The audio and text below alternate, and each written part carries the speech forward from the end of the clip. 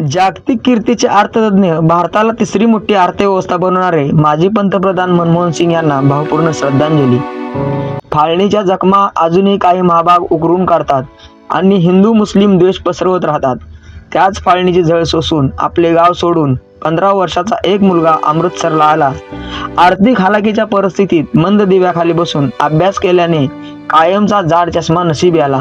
लहानपणीच आईची माया गेली, तरीही त्या जाड भिंगातून आयुष्याकडे सकारात्मक दृष्टिकोनातून या मुलाने पाहिले आणि हिंदू युनिव्हर्सिटी अमृतसर पासून केम्ब्रिज ऑक्सफर्ड पर्यंत स्कॉलरशिपच्या बळावर अर्थशास्त्री झाला.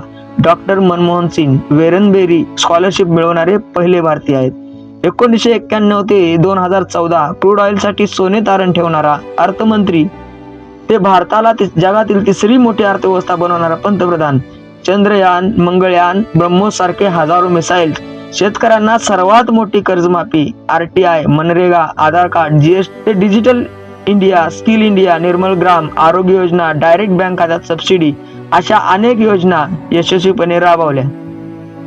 एवढं प्रचंड काम यशस्वीपणे करून 2008-2009 साली आलेल्या जागतिक मंदीची झळ भारतीय जनतेला बसू दिली नाही.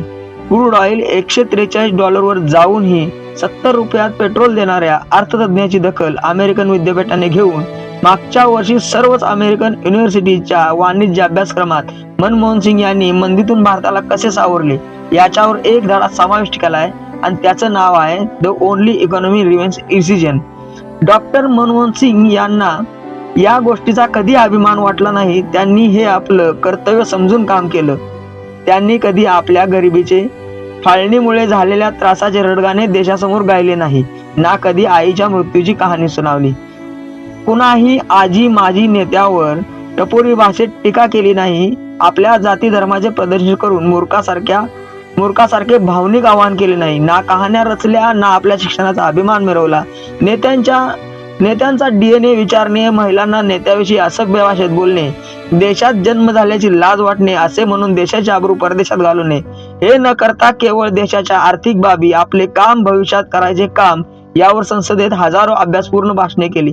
विरोधकांनी, पत्रकारांनी विचारलेल्या प्रश्नांची सभ्य भाषेत उत्तरे दिली. विरोधकांनी केलेल्या विखारी टीकेला, केलेल्या चारित्र्यहननाला मूकपणे आपल्या कामाच्या माध्यमातून उत्तरे दिली आणि पंतप्रधान पदाची शान राखली.